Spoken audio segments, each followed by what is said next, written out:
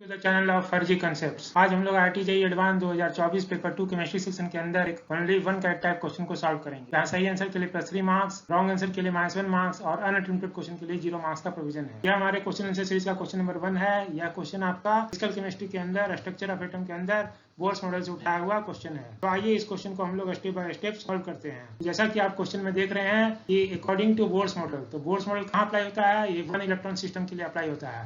तो यहाँ पर hydrogen atom, helium, He+, ion और Li+2 आयन सारे 1 इलेक्ट्रॉन सिस्टम है। तो हमें कह रहा है कि the highest kinetic energy is associated with the electron. तो इन सारे स्टेट में से इस स्टेट के साथ ये आपका highest kinetic energy of electron होगा।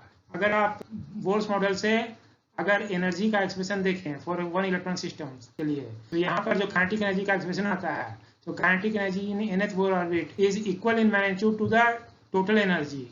लेकिन साइन क्या होता है? अपोजिट होता है। काइनेटिक एनर्जी हमेशा ही पॉजिटिव में होता है, लेकिन ये क्या होता है? En का वैल्यू नेगेटिव में होता है। और इसका जो वैल्यू होता है ये पोटेंशियल एनर्जी का हाफ होता है, लेकिन साइन अपोजिट होता है। काइनेटिक एनर्जी का पोटेंशियल एनर्जी का साइन अपोजिट होता है। और यहाँ पर जो ओवरऑल इसका वैल्यू आता है वो कितना आता है? ये +13.6 × Z²/n² इलेक्ट्रॉन वोल्ट आता है। और इसी को अगर आप जूल में लिखिएगा तो ये 2.18 × 10⁻18 Z²/n²।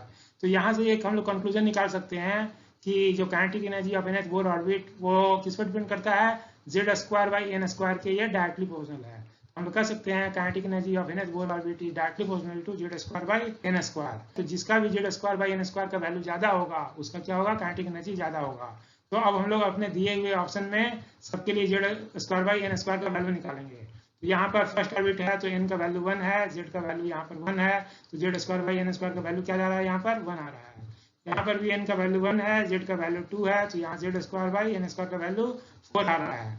यहाँ पर n = 2 है सेकेंड ऑर्बिट के लिए और z भी 2 है, तो 2² ये 1 आ रहा है। यहाँ पर n = 2 है और यहाँ पर z का वैल्यू 3 है क्योंकि अटोमिक नंबर 3 है, तो ये Z²/n² का वैल्यू 2.25 आ रहा है। तो इसमें अगर आप देखें तो हाईएस्ट वैल्यू कहाँ पर है? हाईएस्ट वैल्यू हमारा 4 है, तो यही हाईएस्ट वैल्यू है। तो इसलिए काइनेटिक एनर्जी ऑप्शन बी के लिए हमारा क्या वैल्यू आ रहा है? ऑप्शन बी के लिए ये हाईएस्ट है, इसलिए ऑप्शन बी ही हमारा क्या हो जाएगा? हाईएस्ट हो जाएगा। ठीक है, बी ही आंसर हो जाएगा। यहाँ पर ऑप्शन बी ही हमारा करेक्ट आंसर है। तो थैंक्स फॉर वॉचिंग। थैंक्स।